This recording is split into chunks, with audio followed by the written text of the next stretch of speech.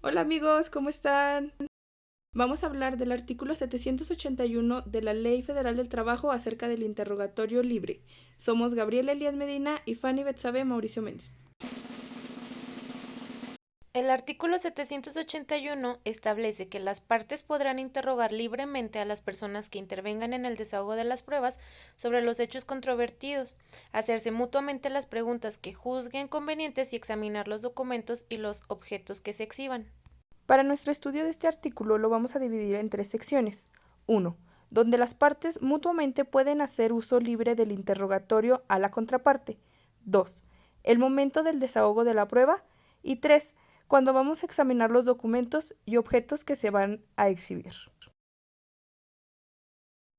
Dado que el proceso laboral es nuevo, no tenemos antecedentes de cómo se debe de llevar a cabo el interrogatorio libre. La Suprema Corte de Justicia de la Nación aún no ha sentado precedentes. Basándonos en la forma en que se debe de llevar a cabo en otras materias, recopilamos 10 preguntas clave que nos pueden ayudar y servir para el perfeccionamiento de las pruebas. Pregunta quién, lo que tenemos que contestar es, o lo que tenemos que lograr en la respuesta es identificar al agente o sujeto activo. Identificar al agente o sujeto activo. Ese es el propósito, esa es la finalidad de esta pregunta. En la segunda pregunta, ¿a quién? Lo que tenemos que hacer es identificar al beneficiario o al perjudicado con determinada acción. Vamos a llevar a cabo esta identificación. Identificar al beneficiario o al perjudicado con determinada acción.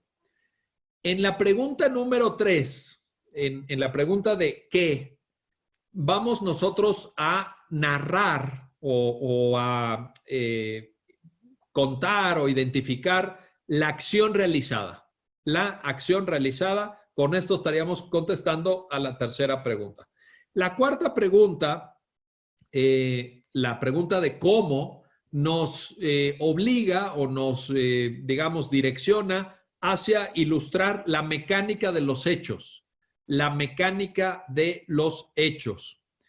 En esto podríamos poner que esta cuarta pregunta del cómo es una carta ganadora. Es una carta ganadora. Tanto en proceso penal, a mí me ha tocado usarlo en proceso penal y me ha tocado usarlo en proceso laboral y es una carta ganadora, ¿no? El típico del proceso penal, del proceso laboral, perdón, donde el trabajador de repente presenta dos testigos que dicen que les consta que fue despedido en tal día a tal hora. Oiga, ¿y usted trabaja en la empresa? No, no, yo no trabajo en la empresa. ¿Y usted cómo le consta que la parte actora fue despedida, ¿verdad? Tal día, tal hora. No, es que yo iba pasando por la calle. Usted iba pasando por la calle. Y ahí cuando empiezas a jalar el hilo de mecánica de hechos, eh, no hay manera de que te ganen. Esta es una carta ganadora. 5, ¿con qué? ¿Cómo contestamos esta pregunta? Hay que hacer referencia, si fuera el caso, dependiendo del tipo de caso de que se trate, a los instrumentos utilizados. Los instrumentos utilizados. En la sexta pregunta, en la pregunta ¿cuándo?, lo que hay que hacer es una determinación temporal de los hechos. Una determinación temporal de los hechos. Es decir, una línea de tiempo. Una línea de tiempo. En esto hay que ser muy cuidadosos porque, por un lado, nuestra línea de tiempo tiene que ser perfectamente coherente, perfectamente congruente con el resto de los elementos. Pero segundo, no podemos plantear de tal manera la respuesta a esta sexta pregunta, no podemos hacer una presentación, digamos, de las coordenadas temporales que nos ponga en desventaja. Es decir, se los digo de manera coloquial, que prácticamente nos ahorquemos solitos. No es correcto eso. Entonces, tenemos que hacer de manera muy cuidadosa el planteamiento de la temporalidad. Para la pregunta 7, que es ¿dónde? La pregunta 7, hay que hacer una ilustración geográfica de los hechos. Una ilustración geográfica de los hechos. En qué lugar, cómo era el lugar, a qué distancia estaba, cómo se accede a ese lugar, por dónde entraron, por dónde salieron, etcétera, etcétera. Vamos en la octava. En la octava, que es cuánto, aquí lo que hay que hacer es precisar la cantidad implicada. Pero ojo, lo que estamos buscando es cualquier elemento susceptible de ser cuantificado. Esa es la clave. Cualquier elemento susceptible de ser cuantificado. ¿Por qué? Porque lo que hay que hacer es aludir a la razón o causa de la acción. La razón o causa. Aquí hay un debate sobre si esto se tiene que dejar acreditado o no.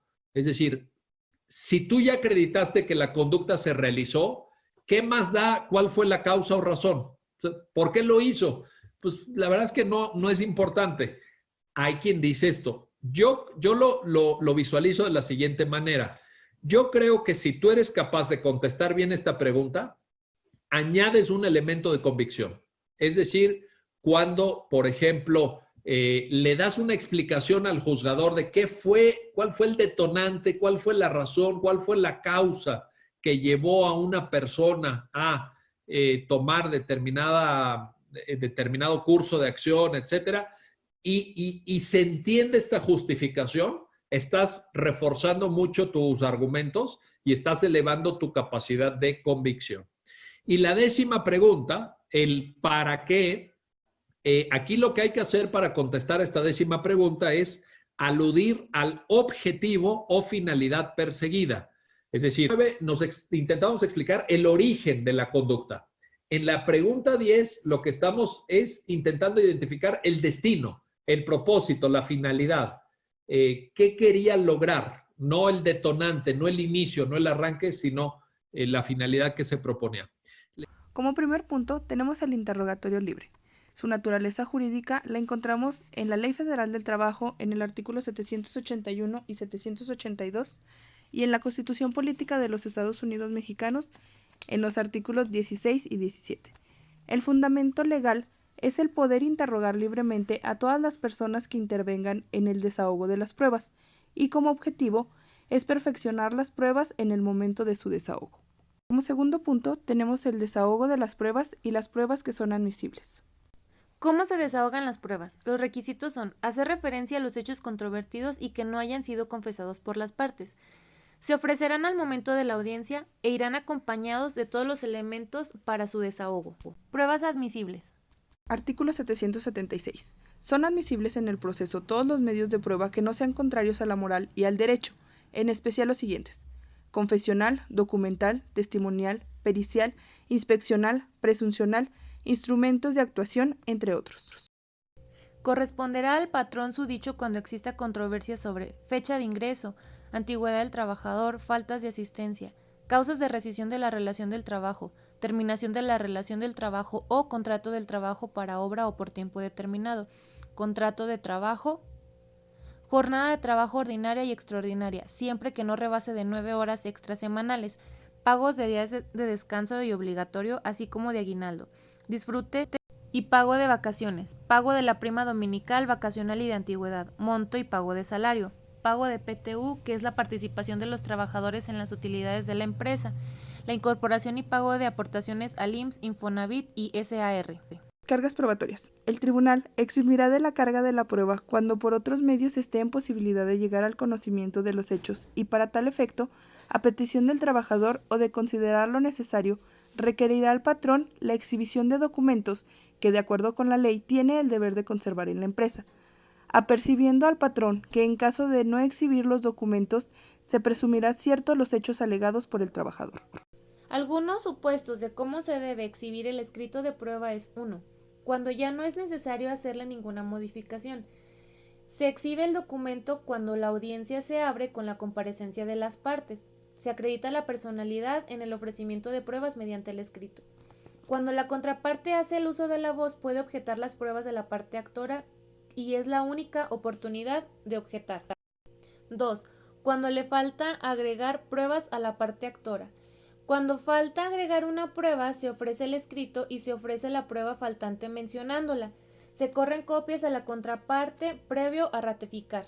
Cuando se acompaña de documentación original, se pide en el uso de la voz que se ratifique la presentación de los documentos originales como prueba documental. Un ejemplo serían los recibos de nómina y otro sería la supuesta renuncia. Se pide que se ratifiquen para que se guarden los documentos por ser originales. La objeción a la prueba confesional es cuando existan documentales objetadas de falsedad y suele existir una ratificación de contenidos. Si es desconocido el documento o entra en la admisión de la pericial, cuando concluye la prueba confesional es seguido de un interrogatorio libre. En el ofrecimiento se revisan los requisitos de ofrecimiento de la prueba y en el desahogo puedes impugnar posteriormente sobre la calificación de las posiciones formuladas a tu representado. Algunos ejemplos podrían ser salarios devengados.